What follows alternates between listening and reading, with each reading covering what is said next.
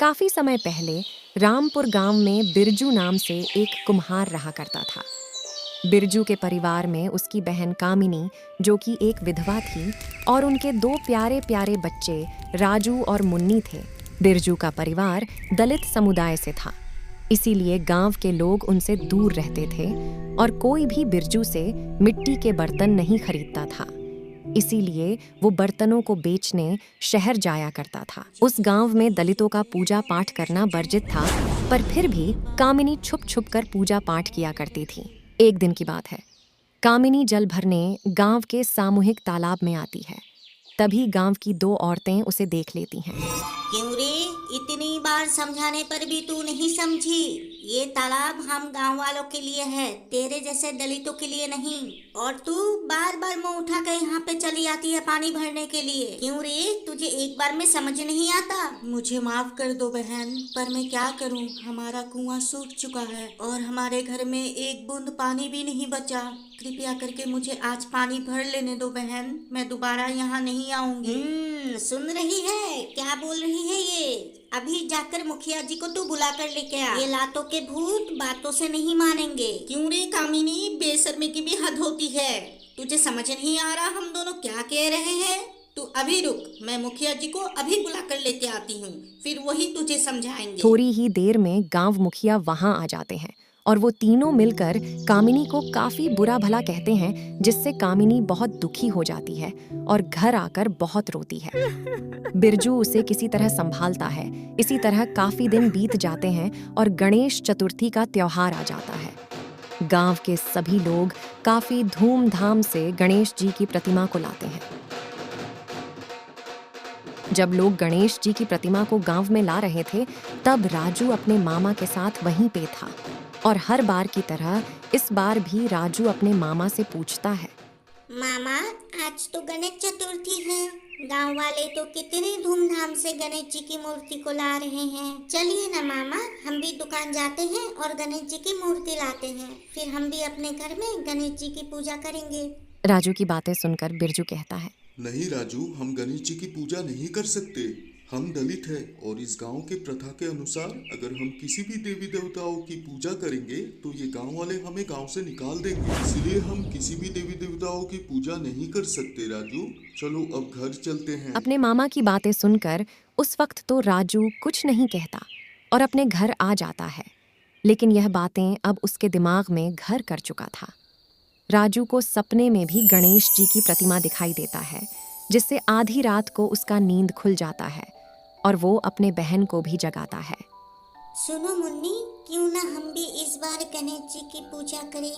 क्या कहती हो तुम? पर मम्मी तो कहती है अगर हम पूजा करेंगे तो गांव वाले हमें गांव से बाहर निकाल देंगे। तो हम पूजा कैसे करेंगे अगर किसी को पता चल गया तो?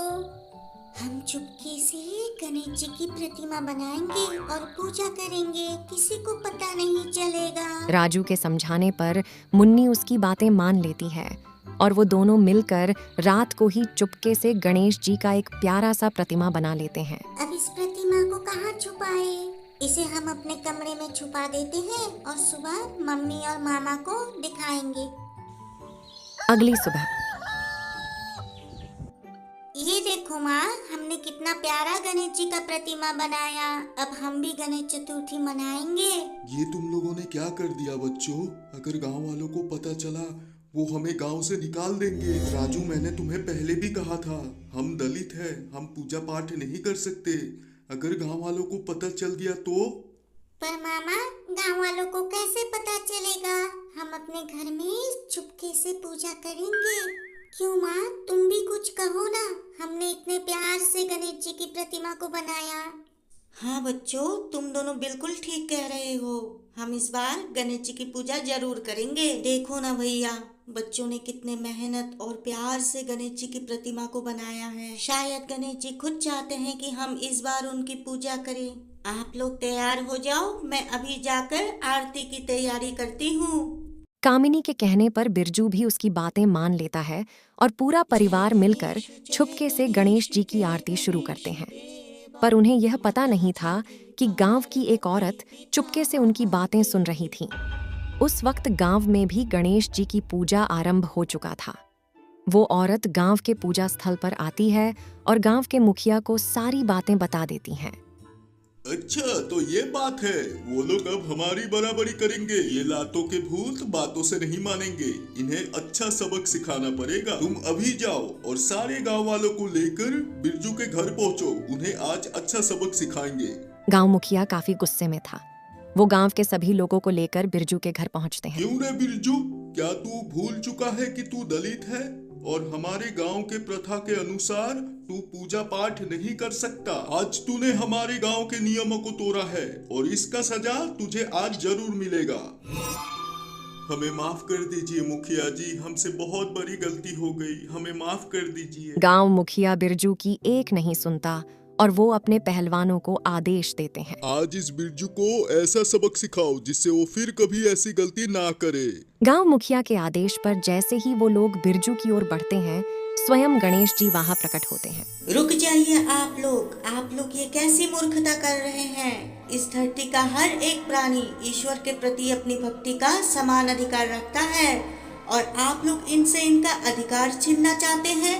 ये पाप है और मैं इसके लिए आप लोगों को कभी क्षमा नहीं करूंगा। गणेश जी को क्रोधित देख मुखिया डर जाता है और गणेश जी से क्षमा मांगता है। क्रोधित ना हो प्रभु, हम सबको क्षमा कर दीजिए।